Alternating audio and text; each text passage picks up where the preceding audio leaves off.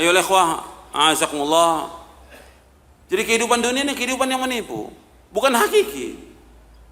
Semuanya banyak dengan kebohongan, semuanya permainan, semuanya sendau gurau. Antum lihat tentang dunia ini, bahwa dunia ini permainan. Dalam surah Al-An'am ayat 32, kita melihat Allah berfirman, "Wa mal hayatud dunya illa la'ibun wa lahun, walad darul akhiratu khairul ladzina taqun afala ta'qilun." Allah berfirman, dan tidaklah kehidupan dunia melainkan permainan dan sendau gurau, dan negeri akhirat lebih baik bagi orang-orang yang bertakwa. Afala ta'qilun, apakah kalian tidak berpikir? Apa kalian tidak berakal? Memang mesti ditulis nanti, ya, satu buku, apakah kalian berakal atau tidak gitu.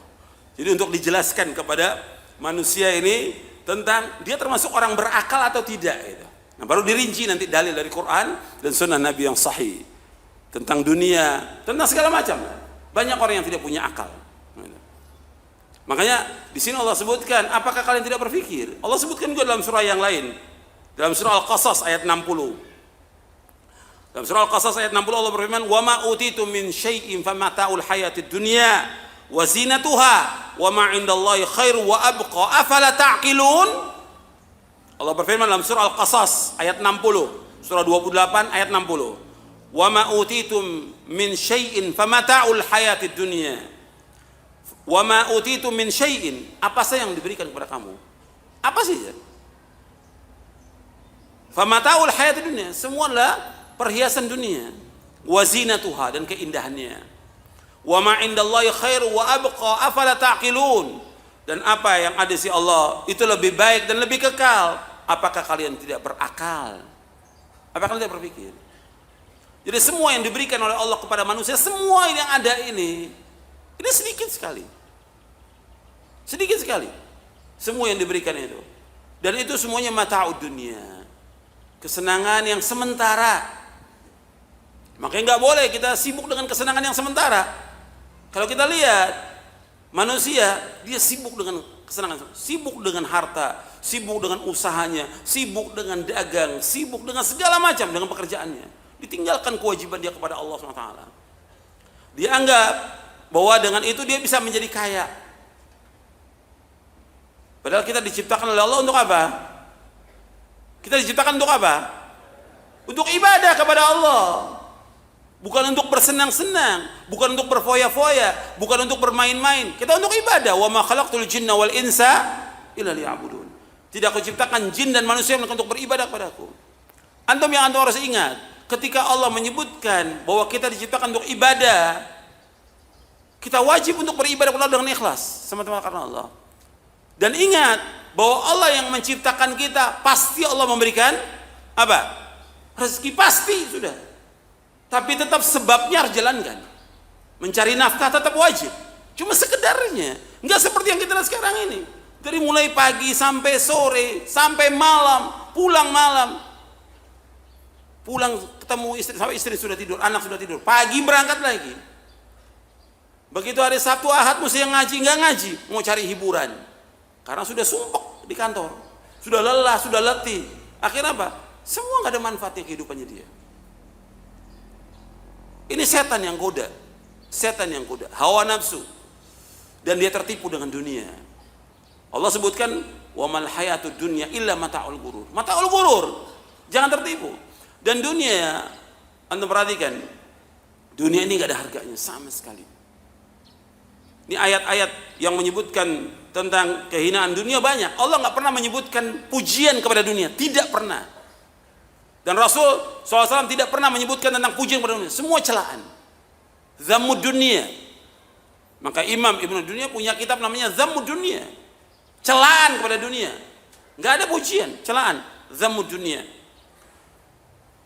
Nabi SAW menyebutkan, ya, dalam hadis yang sahih, ketika Nabi SAW melewati seekor anak kambing jantan yang sudah jadi bangkai, kemudian Nabi SAW menawarkan kepada para sahabat, siapa yang mau dijual 1 dirham.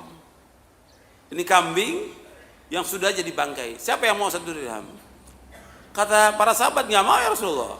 Seandainya dia hidup, kami nggak mau karena telinganya asak, maksudnya cacat, kecil telinganya. Apalagi sudah dibangkai. Kata Nabi SAW, kata beliau apa? Wallahi la dunya ahwanu Allah min hadza alaikum. Wallahi kata Nabi, demi Allah, dunia ini lebih hina atas Allah dari bangkai ini bagi kalian.